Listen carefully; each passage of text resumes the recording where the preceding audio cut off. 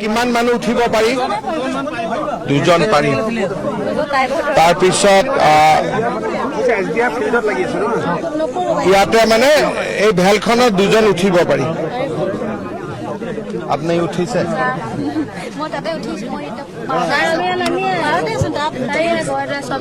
আপোনালোকৰ ঘৰটো সেইটো পাৰে, ইটো পাৰে বা ইটো পাৰে, কেনেকে আহিলে?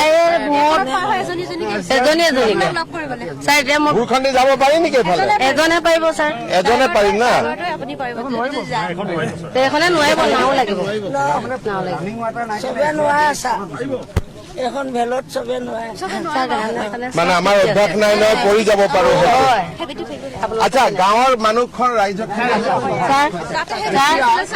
এতিয়া মোক যিটো আমাৰ মন্ত্ৰীয়ে কৈ আছে, আমি যদি জানটো কাটি দিওঁ, জানটো আগত কাটি দিওঁ আৰু মথাউৰিটো লগে লগে মাৰি দিওঁ, তেতিয়াহ'লে অসুবিধা হ'ব নেকি আপোনালোকৰ? আগত সেই জানটো কাটি দিলে বেলেগ মানুহে বেলেগৰ তাৰমানে কালি আমি এটা চাই লওঁ, যদি আহকচোন, কোনে বুজাব খুজিছে আহক।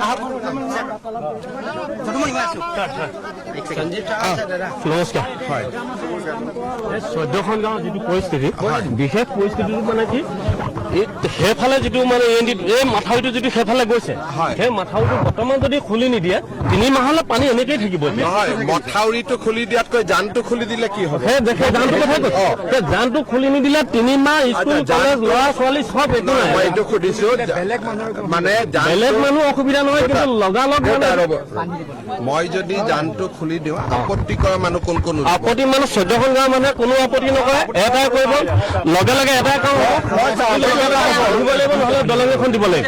আপত্তি এটা হ'ব। আমি এনেকে ভাবিছো, যদি জানটো এতিয়া কাটি দিওঁ, দি পেলাই মথাউৰিটো মাৰি দিওঁ, তেতিয়াহ'লে পানীখিনি ওলাই যাব। কিন্তু জানটো বান্ধি দিওঁতে তাৰ মানুহে আকৌ আপত্তি কৰিব,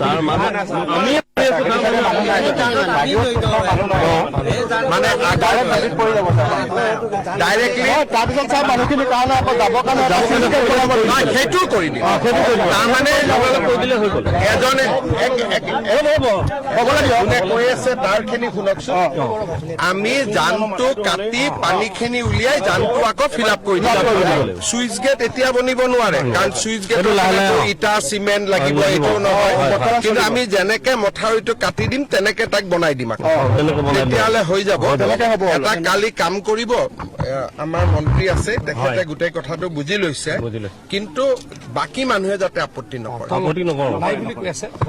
আকৌ লগতে চাই যিটো মাথাউৰি, এই মাথাউৰিটো ধৰি লওক আকৌ টিউবাল চিউবাল অকমান লগাই দিব লাগিব, একেই মাথাউৰি বনাই দিছে, আকৌ একেই মাথাউৰি বনোৱাৰ কথাটো বানপানীৰ পিছত হ'ব।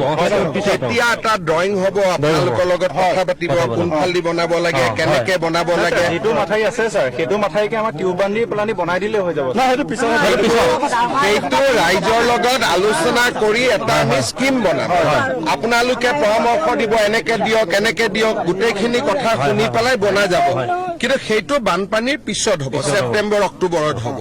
বৰ্তমান এতিয়া যিখিনি কৰিব খুজিছো আপোনালোকে বুজি লওক, আমি তাতে কাটি দিম, পানীখিনি ওলাই গ'লে সেইটোও আমি মথাউৰিটো আকৌ লগে লগে মাৰি দিম, এইটোও মাৰি দিম। তাৰ পিছত ছেপ্টেম্বৰ মাহত ইঞ্জিনিয়াৰ আহি পাৰ্মানেণ্ট কৰাৰ কাৰণে আপোনালোকৰ লগত কথা পাতিম। এটা কথা মই কৈছো,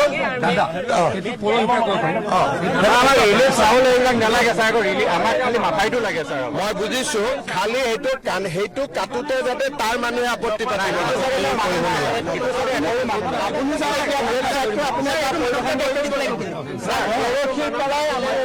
আৰম্ভ কৰি দিম, মানৱেও চাব আৰু আমাৰ মন্ত্ৰীও আহি চাই যাব।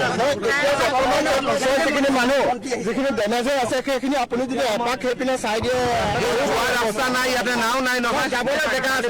যি নহওক, আজি মই ৰঙা নদী গোটেইখিনি আৰু আপোনালোকে গাঁৱৰ প্ৰতিনিধি, আপোনালোকৰ পৰা গোটেইখিনি কথা বুজিলোৱে, গতিকে আপোনালোকে যিটো পৰামৰ্শ দিছে মই সেইটোৱে মানি লৈছো।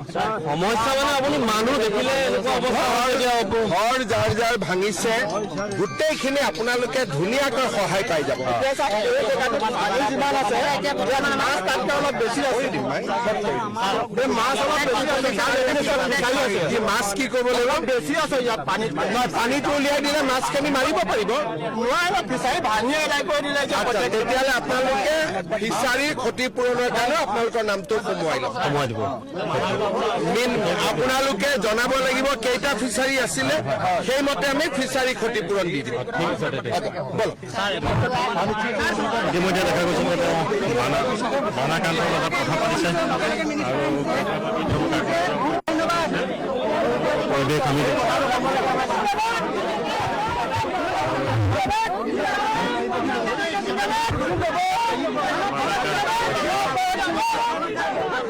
বানাকান্তৰ মাজৰ পৰা ইতিমধ্যে ওলাই যোৱা পৰিলক্ষিত হৈছে তেওঁ আৰু সমগ্ৰ বানাকান্তৰ ইতিমধ্যে দেখা গৈছে যে বানাকান্তৰ যি এলেকা তাৰ পৰা তেওঁ ওলাবলৈ লৈছে আৰু আমি সমগ্ৰ পৰিৱেশ দেখুৱাই আছো কোনে কোনে।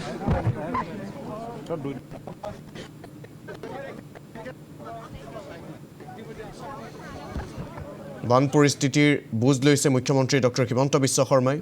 ৰাইজৰ সৈতে মত বিনিময় কৰিছে মুখ্যমন্ত্ৰীগৰাকীয়ে।